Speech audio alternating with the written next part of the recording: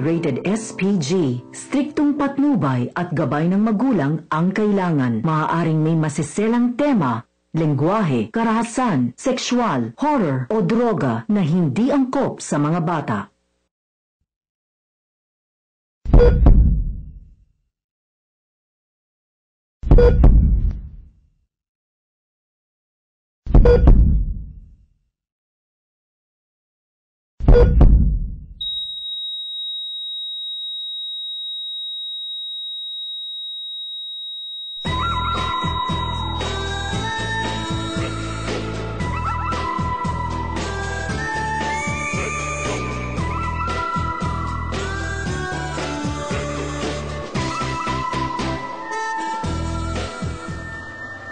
Okay, maraming salamat at magandang hapon sa ating mga taga-subaybay ng ating programang Pulsuhan dito sa Serbisyo Balita sa Ustream Live Online. At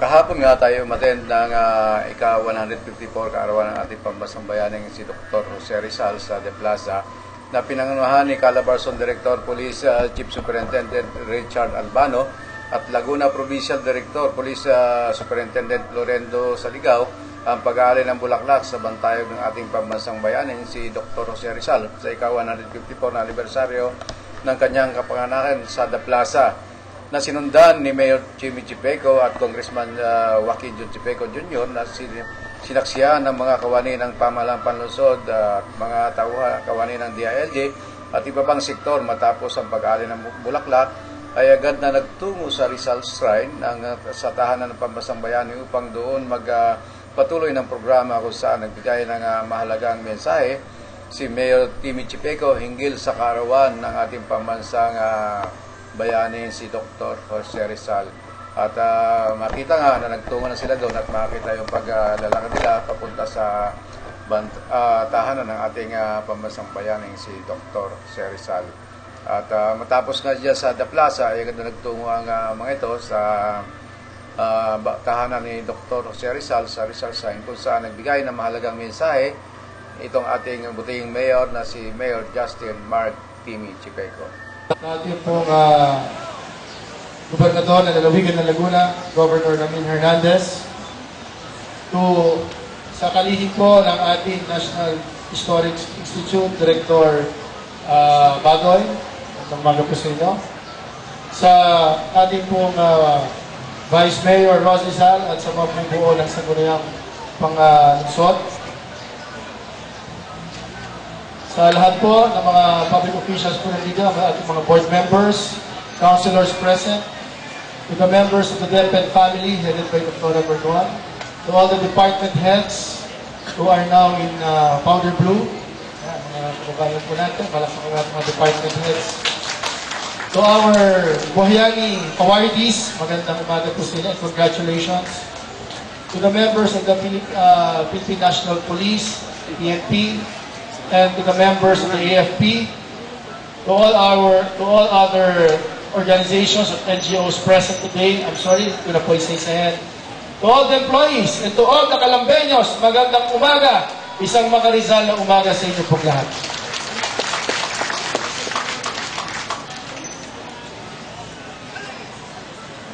Sa mensahe po ng ating Pangulo nung 150 taon na kaarawan ng ating dakilang bayani si Dr. Jose Rizal, kung saan pinasinayaan ang pinakamataas na monumento ng ating bayani, sinabi ni Pangulong Benigno Aquino na hindi lahat ay nagkaroon ng kapalaran na maging bayani at mag-alay ng buhay para sa bayan. Pero hindi ito nangungulugan na wala ng bayani sa makabagong panahon. Binigyan diin ng Pangulo na sa kasalukuyan, ang kabayanihan ay nasusukat sa ibang paraan sa pamamagitan ng mga desisyon ginagawa sa gitna ng mga pagsubok sa araw-araw. Kung susunod, base itinakdang mga batas, kung nagbibigay galang ba sa ating kapwa, kung nagiging tapat ba sa mga responsibilidad sa ating pamilya at gawain at kung mananatili bang kaninindigan sa ating mga prinsipyo. Ipinagdiriwang natin ngayon ang ikalawang taon ng Buhayani Festival. Nag-ugat sa ating paniniwala na sa inspirasyon ng ating dakilang kababayan, si Dr. Jose Rizal, may mga buhay na bayani na siyang nagbibigay sigla sa kasalukuyang panahon. Mga makabagong bayani na nakabantay upang pangalagaan ang kapakanan ng mas nakakarami. Na magsasabuhay sa mga adhikain ni Rizal para sa kabataan, sa kalayaan at higit sa lahat sa pagmamahal sa sariling bayan. Mga dahilan kung bakit mas masigla, mas masaya at mas makulay ang ating taunang pandiriwang. Many titles have been attributed to Rizal. Pride of the Malay race, the last Renaissance man, the world-class hero, and accolades have been heaped on him in various ways. Pagkatapos ng haling pambansang bayani ni General Emilio Aguinaldo at ipagdiwa ng unang Rizal Day noong December 30, 1898, halos lahat ng bayan sa ating bansa ay may kalsada o liwasan na ipinapangalan kay Dr. Jose Rizal. Hindi na kayang bilangin ang mga monumentong itinayo sa kanyang karangalan at sa kanyang Dati pong Okay, at yan ang pag-ulat ng ating mayor na si Mayor Justin Marty Wichipeco, at sinabi nga niya sa kanyang mensahe na mahalaga yung sa ngayong kasalukuyang panahon sapagkat at ganun din naman ang mensahe ng ating congressman Jun Chipeco na sinabi niya na makabago na nga ngayon ang labanan at kailangan mas paunlarin mo pa kung ano yung binigay sa ating kalayaan ng mga nagbuwis ng buhay noon sa pangunguna ng ating pambansang bayanin si Dr. Jose Rizal, sapagkat kailangan isabuhay mo ito, kaya naandun yung Buhayani Festival kung saan pangalawang taon na nga ito. At ngayong taon na ito ay formal na itong dineklarang festival matapos na isagawa sa Sangguniang Palalawigan, sa Panlungsod at niratify ng Sangguniang Palalawigan ang ordinansa upang gawin ng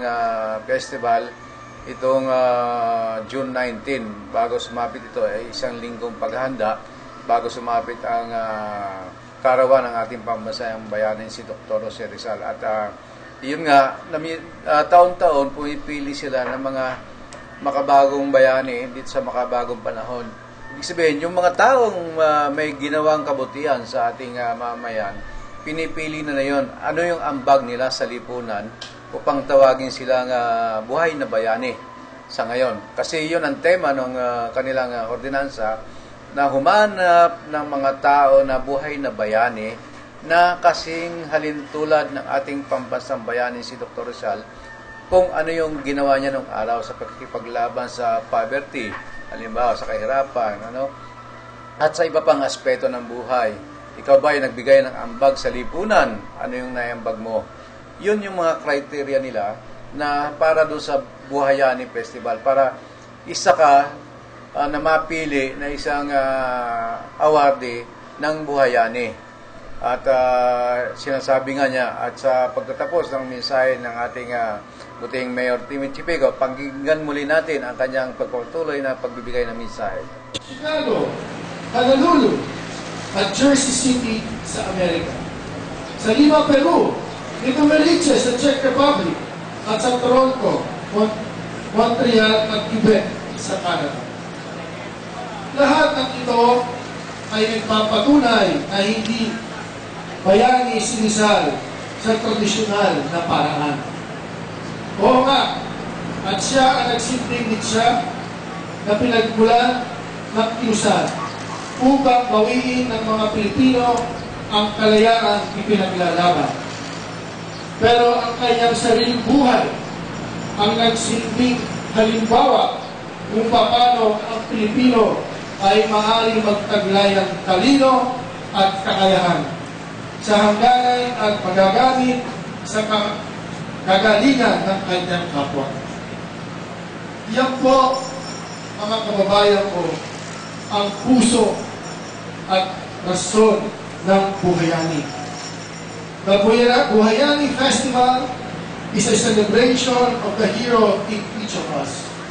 At habang nasa ating isip at damdamin ang mga tinuro, ipinaglaban at isinabuhay ni Dr. Jose Rizal, naniniwala po ako na tulad ng mga tumanggap ng Gawad Buhayani sa taong ito, may ibang pang mga makabagong bayani magtutuloy ng laban para sa isang mapayapa at masaganang pamayanan. Lubos po akong nagpapasalamat sa lahat na naging bahagi ng Buhayani Festival sa taong ito.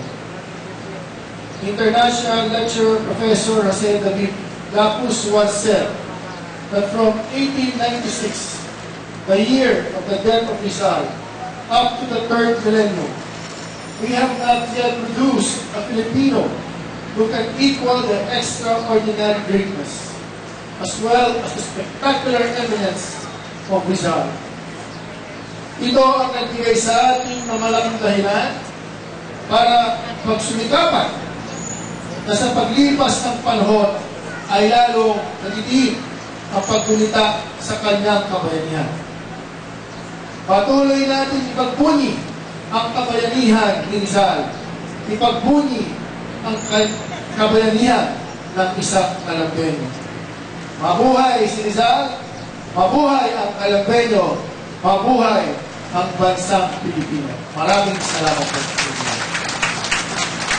Chicago.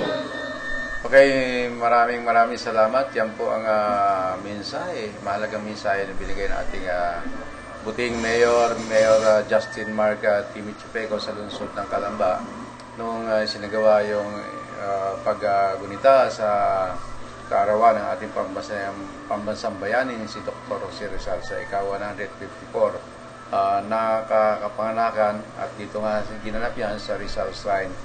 At nadinaluhan ng mga iba't ibang opisyal, nagpakita rin ng gilas yung AFP dahil dumalo rin dyan at yung iba pang mga opisyalis ng pamahalaan.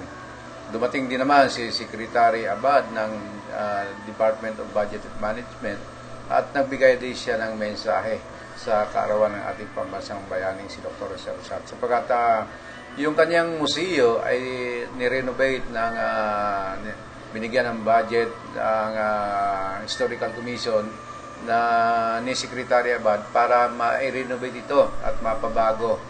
At kung aakit ka ngayon sa ating tahanan ng ating pambansang bayaning si Dr. Jose Rizal, ay medyo maganda na yung aura ng loob nito sapagkat nagbigay nga ng pondo ang DBM sa pamagitan ni Secretary Abad upang ma-renovate ito at lalong kaya-aya sa ating mga kababayan na magtutungo na at mag-estudyante. Mamaya sa ating pagbabalik ay makakapanayam natin naman ang PIO ng Calabarzon na si Colonel Guiran. Antabayanan po ang ating pagbabalik.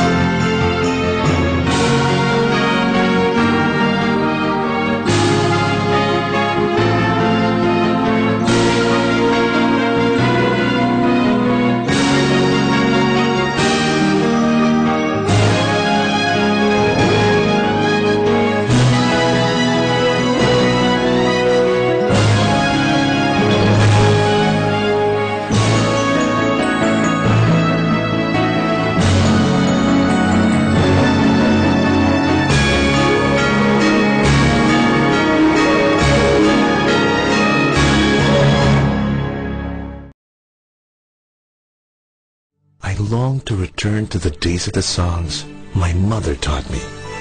They sing of a simpler life. They sing of a healthier life. Stroke by stroke, we create our future. A future that relies on and preserves the bounty of nature. A future that looks back on a simpler time, but strives to benefit generations to come. A future by New Valley. A breakthrough development where people and nature thrive in a truly balanced environment. And only one developer can turn this vision into reality. Ayala Land. At Shakey's, getting the super grand slamming deal is going for the big win! First, choose your starter or pasta. Second, choose your drink. Third, choose the flavors for your 18-inch Shakey's Grand Slam Pizza. The Shakey's Super Grand Slamming Deal is the big win for only $9.99. And get a free super card for every order. Now this is what we call a Super Grand Slamming Deal! Okay, maraming salamat at tayo ay nagbabalik sa ating programang Pulsuhan.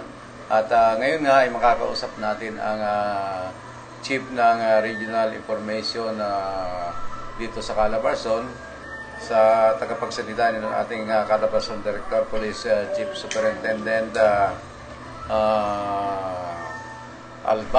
Richard Albano, at upang kapanayamin natin hinggil sa programa ng ating kapulisan dito sa Calabarzon area. Nasa linya natin si Ma'am Buwalan.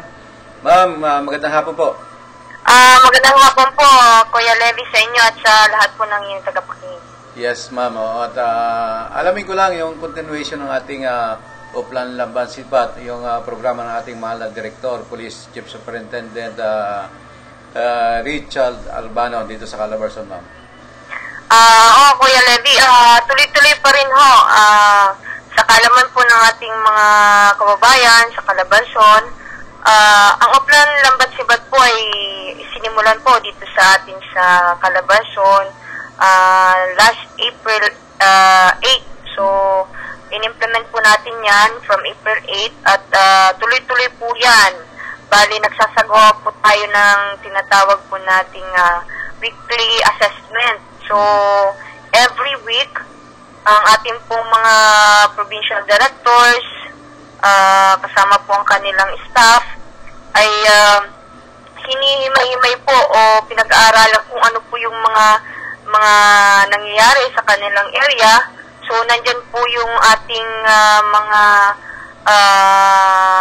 ating pong mga supervisor o ating pong mga police officer galing pong krame. Sila mismo po ang umuupo po at talagang hinihimay po nila ang mga krimen. So, binigyan po tayo yung tinatawag natin na 6 crime focus.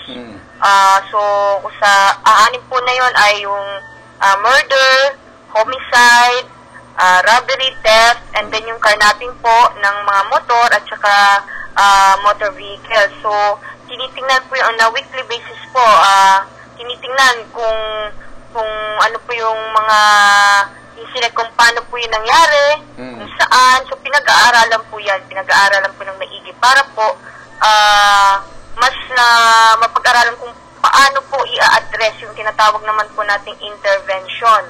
So, paano ang gagawin ng ating kapulisan sa baba para po ito pong mga krimen na ito ay kung hindi man po maging zero, at least po mapababa po natin. Kasi ito pong Uplan Lamban Sibat, ang goal po nito mapababa po natin yung crime rate po natin.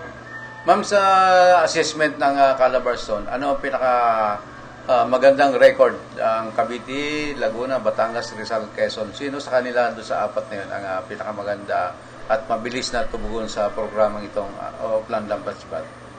Actually po, nagbabago-bago po yung trend, Siyempre po, generally speaking po, pag medyo mas mataas po yung population, mas marami po yung mga establishments, mas sinasabi nga po natin na kaakibat na po nun yung pagtaas ng incident. Pero dito po sa ating Oplan Lambat Sibat, makikita po natin nagbabago po yung trend. So, hindi po natin masabing itong probinsyang ito po talaga ang malaki sa murder o malaki sa robbery. Like halimbawa, sa robbery, from June 8 to 14, Rizal at Quezon ay may 11 na incident. So, sumunod yung Cavite na Siyam, Laguna 7, at Batangas 5. So, sa murder naman po, nagbabago din po yung trend natin. Pero ang kagandahan po nito, sa lahat po ng probinsya, mayroon na po silang, kumbaga, mga programa para i-address po itong mga crime na ito. At sa trend po natin, mula po nung nag-umpisa itong Lambat Sibat, makikita po natin, yung trend po natin, although hindi tuloy-tuloy na bumababa, pero nami-maintain natin dun sa minimal na number. Kumbaga, halimbawa, like for example, yung murder natin na minsan umaabot tayo ng mga 30. So, na-maintain natin yun na napababa natin ng 19, so 20. So, kumbaga on a minimal number tayo. So, hindi man tuloy-tuloy na baba, na-address natin ng paunti-unti. Pero ma'am, binabati ko ang Laguna Provincial Director, Police Senior Superintendent Sadigaw sa kanyang accomplishment sa San Pedro sa Laguna sa pangunang kanyang chief ng PIB na si Police Superintendent Bersalona. Oo. Actually po, ang Laguna po, isa sa marami pong accomplishments. Like, yung chop-chop motorcycle. Motorcycle, pangalawa po sila sa Batangas na, ang Batangas pa yung maabot na halos ni 1,000. Mahigit yung kanilang na-impound ng mga motorsiklo, no? At kung makikita nyo yung Laguna din bumababa, like murder, halos sila yung pinakahuling probinsya na may naitala, halimbawa sa murder, ngayong linggo, tatlo sa kanila, sila yung pinakakunti. So, makikita natin dito yung effort ng ating mga provincial directors pagdating sa pag-address nila ng criminality sa kanilang mga probinsya. Ipaliwanag lang natin ng konti sapagkat itong mga motorsiklo, ito yung malimit gamitin ng mga hoodlums, yung mga kawatan. Halimbawa yung hard killer, halimbawa yung snatcher, sapagkat ginagamit na ito sa ibang lugar na nakamotor. Yan ang ginagamit. Po yun. Kasi according sa data po natin, ang mga crimes po dito sa atin ay ginagamitan po ng motorsiklo. So, isa po na para ma-address natin yun, in-intensify po natin yung offload checkpoint po natin. Kung saan kasi karamihan po sa ginagamit ng mga motorcycle riding criminals ay yung mga motorsiklo na walang rehistro. So, ang ginawa po natin, pinaiktin po natin yung checkpoint po natin. At tumatala na po tayo ng 2,055 since April 8 na motorcycles na na-impound natin. So, tuloy-tuloy po yan. Tuloy-tuloy po. Para po yung mga motorsiklo na ito na ginagamit ng mga suspects natin, kumbaga, tanggalin natin sa kanila yung means of transportation nila sa pagsasagawa nila ng krimen. So, tuloy-tuloy po yan. Okay, ma'am. At dahil sa mga programa, bibigyan ko po yun ng huling pananalita para sa ating programa ng ating butihing Calabarzon Police Chief Superintendent Richard Albano, ma'am. Okay po. So, una po sa lahat, salamat po sa pagkakataong ibinigay po niyo sa amin. Sa amin pong mga kababayan sa Calabarzon, una po, maraming salamat po sa patuloy ninyong suporta sa kapulisan po dito sa Calabarzon. Makakaasa po kayo na tuloy-tuloy po ang aming mga anti-criminality plans and programs na dito sa ating Oplan Lambat Sibat, at tuloy-tuloy po ito sa pangunguna po ng ating masipag po na Regional Director na si Police Chief Superintendent Richard Albano. So, maraming salamat po. Okay, maraming salamat, Ma'am Gueran, sa iyong mahalagang pag-iimpormasyon na binigay sa atin dito sa ating programang Pulsuhan. At nakapagagandang accomplishment yun, sapagkat tumataas yung moral ng ating kapulisan. Pero pagka ganyan na ginagawa, sinasabi naman natin na talagang maganda yung kanilang ginagawa. Pero pag mali naman yung ginagawa ng ating mga kapulisan, ay dyan naman ay tinitindigan din natin yan. Sinasabi natin sa ating buting Calabarzon Director, Police Chief Superintendent Richard Albano, na pakikastigo itong mga ganitong uri ng hepe o kaya yung maliliit na kapulisan na gumagawa ng tiwali na nakakasira sa kanilang hanay. Kaya dito sa programang Pulsuhan, hindi namin tatantanan yung mga ganyang ugali. Halimbawa na lang dyan sa Los Baños, sapagkat may tinira sila dyan sa Los Baños na wala namang search warrant, pinasok yung bahay at sinabing bypass, ay hindi naman bypass sapagkat doon sa loob ng bahay. Ang totoong nagsasagawa ng bypass dito sa Laguna ay itong si Major Owen Banahag, sapagkat si Owen, yung hepe ng BAE, pag sinabi niyang bypass, kung saan nahuli yung tao, nandun lang nakapaikot yung mga pulis. Nandun yung ebidensya, nandun yung kung ano-ano, at hindi sila pumapasok sa bahay ng may bahay, sapagkat bypass nga. Ito yung sinasabi ng bypass. Pero kakaiba ang ginagawa ng mga kapulisan ng Los Baños na sinusuway nila yung utos ng hepe. Sapagkat ang ginagawa nila, pag sinabing bypass ka, nahuli ka sa labas ng bahay mo, ipapasok ka sa loob ng bahay at doon ka sisingitan ng kung ano-ano ebidensya. At gumagamit pa sila ng mga asset nila na pusher din naman. Ba't hindi nila mahuli yung kanilang asset mismo na pusher? Abay, talamak na yung bintahan ng shabu dyan sa Los Baños. Paano nila huhulihin yun? Ay sarili lang asset, yun ang pinagagala nila. At siguro, hindi naman natin sinasabing totoo na baka pag may nahuli sila, ay sila yung taga-benta nila. Ay doble nga naman ang kita nila. Sir, Desiderio, pakikastigo mo nga yung mga tawa mo dyan sa intel mo. Baguhin mo na yung intel mo sapagkat makakasira ng imahe nyo ito.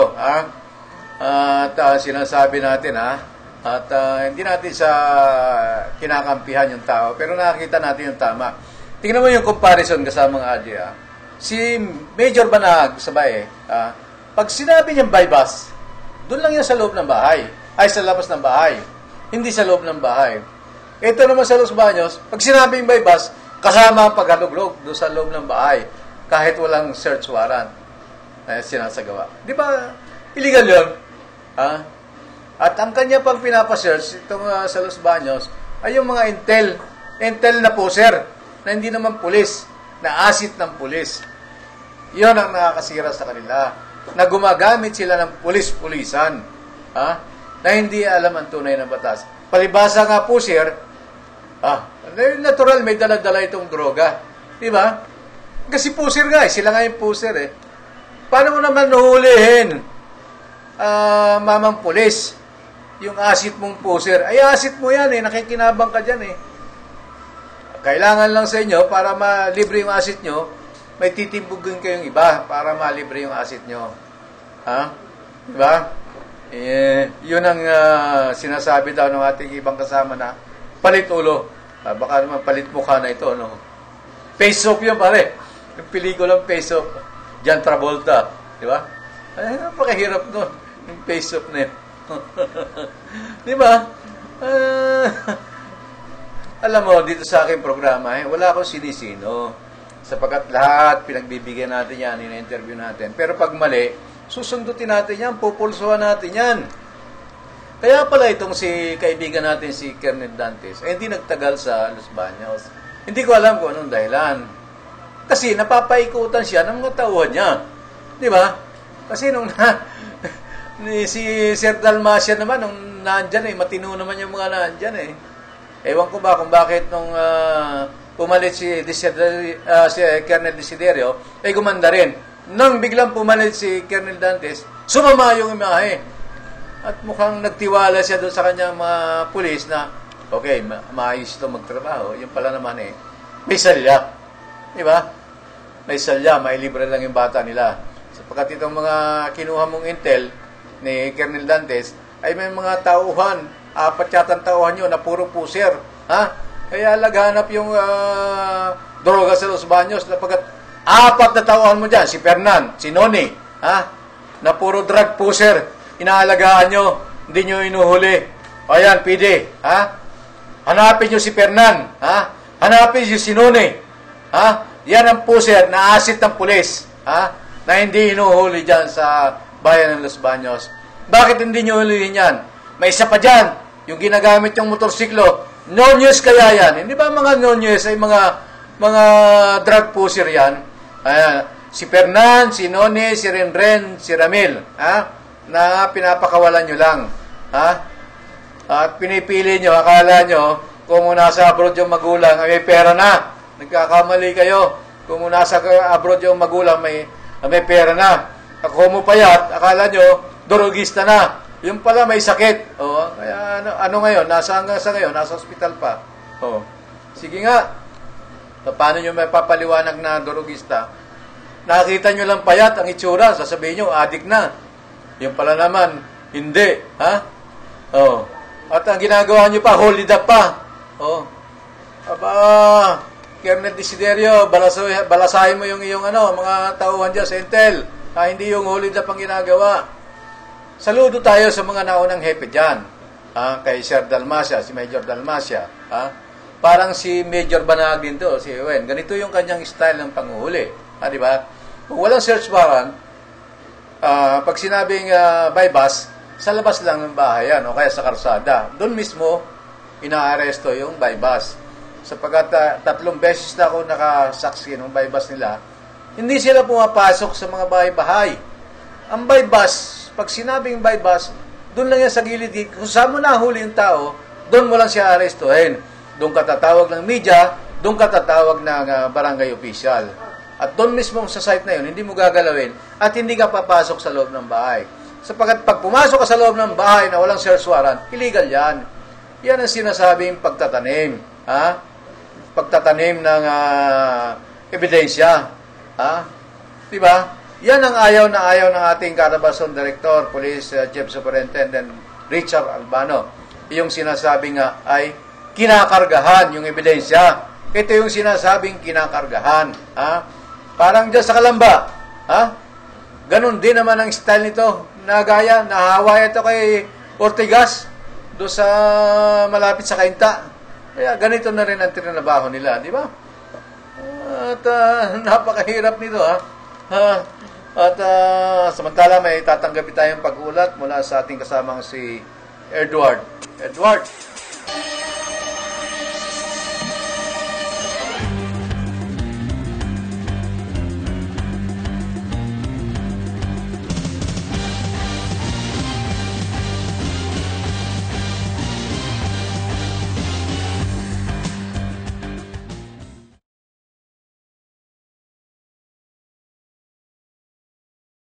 Kasama natin si Richard. Richard, magandang hapon. Edward. Magandang hapon sa iyo, Sir David Tata. Lalo higit sa aming pasugin at tagapakinig at nanonood na kapagdang sampahan ng kaso sa Sandigang Bayan sila MPD District Director Rolando Nana, na NIA Aviation and Security Group Chief Inspector Edgar Rivera at iba pang pulis ng MPD dahil sa pambabastos ng press freedom ayon kay Jerry Yap, mamamahayag at pag-reserve ng payagang hataw at dating presidente ng National Press Club o NPC. Iligal ang pagkakarekto sa kanya sa pampublikong lugar habang kasamang kanyang pamilya. Ng mga nireklamo opisyal noong Abril 5, 2015 ng kasalukuyang taon, kahit na naglabas na ng buwang tanggapan ng PNP at media bilang proteksyon laban sa apprehension kahit may nakasampang kasong libel, inihanda ng kasong misconduct at conduct prejudicial to best interest of the service laban sa kanila sa loob ng 10 araw na patuloy. Kaya naman palang walang mahuling malaking isda itong sinana. Puro na naalaman ng utak nito. Mula rito sa Quezon City, nag-uulat Edward Torres sa may serbisyo para sa serbisyong balita live worldwide.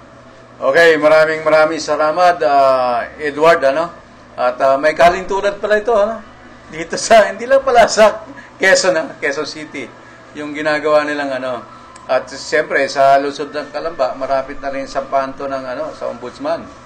Itong mga hepe ng Kalamba na si Ortigas, na malapit ito sa Kainta, Kaya siguro doon tayo madidistino pag sinampahan ng kaso sa Ombudsman na robbery extortion. Ito yung kahalintulad na sinasabi ko. At yan ang ayaw ng ating Calabarzon Director, Police Chief Superintendent Richard Albano. Naalala ko si Director, kaya sinatawag ko si ating kasama si Edward. Richard, yung pala si Edward. Kaya pala hindi sumasagot. At naalala ko yung ating butihing Director, si General Richard Albano, na pogi na naman. Naka-uniforme ng kahapon, nakita ko.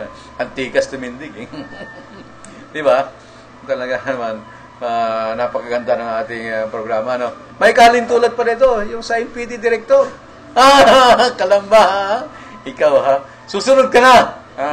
At hindi ka namin tatantanan. Ortigas, ha? Malapit na. Ikaw naman, huwag ka na magbigay ng palugit doon sa CHR, yung mga tauhan mo. Sumagot ka na para malaman natin yung tunay na sinasabi nyo, ha?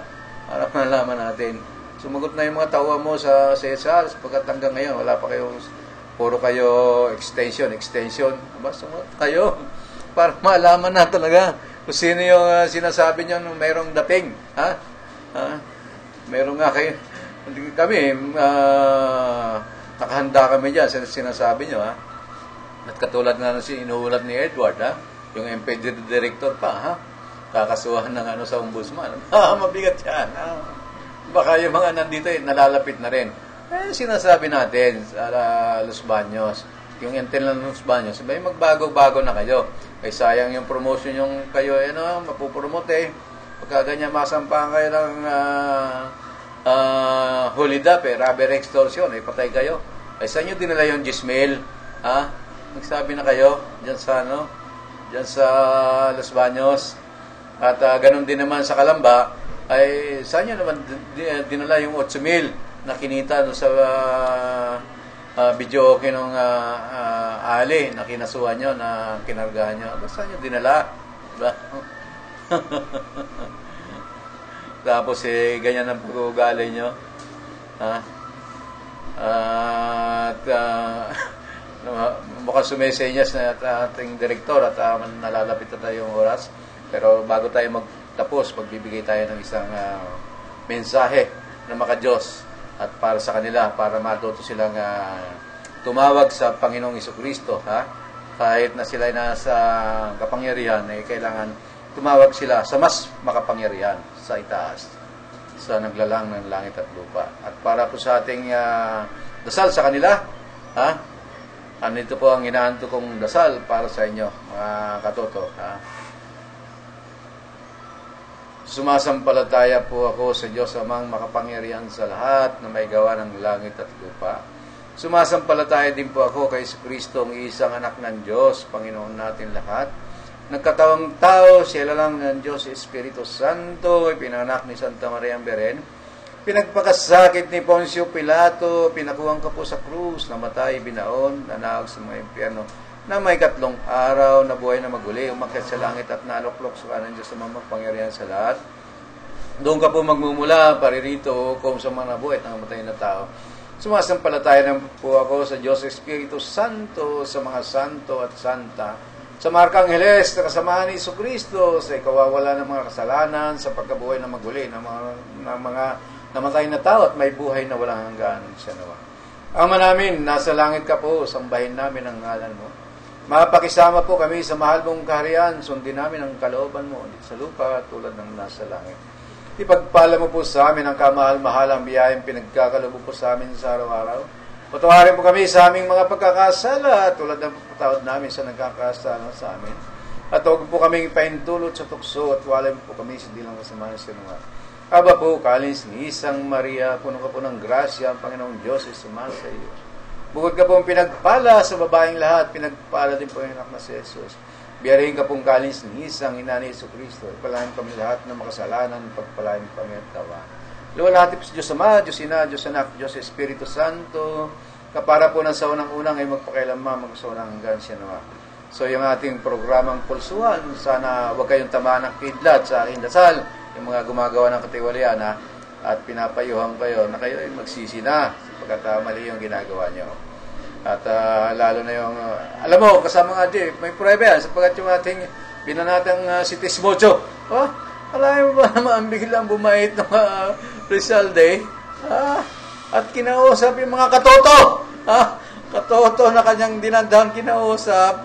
Kaya very powerful yung prayer kasama handa. Kaya sa pagtatapos ng programa mo, magsambit ka ng prayer para sa gano'n naman yung bibirahin mo, abay, magpakaawa na sa Diyos. Kung may kapangyarihan sila, mas may kapangyarihan ng taas. So, diyan nagtatapos ang ating programang Pulsuhan at ang tabayanan po sa susunod na linggo na Sabado. At mas may init pa yung tatalakayan nating isyo dito sa Calabarzon. Ito po ang inyong lingkod na si Levi Tatad. Nagsasabing, Diyos mabalos! Diyos marinal daw sa inyong gabos. Bye-bye!